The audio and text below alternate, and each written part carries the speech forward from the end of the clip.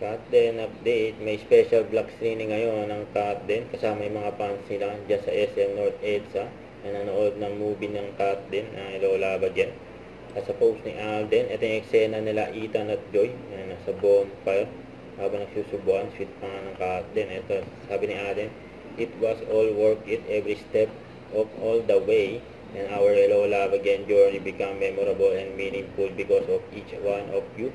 Thank you for the bottom of our hearts and for embracing Ethan and Joy with so much love and support. Once again, let's all find our home.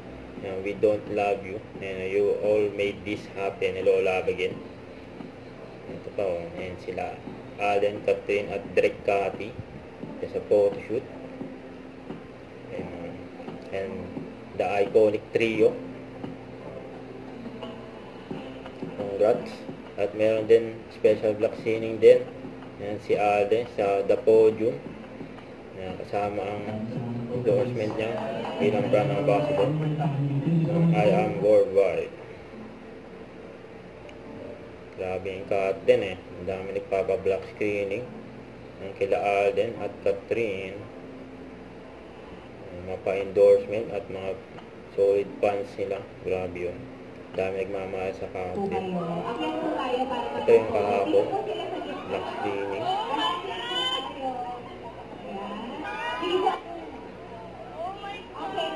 Masaya lahat ng nanood ng movie nila eh. Nagit pa nila ang Cut din.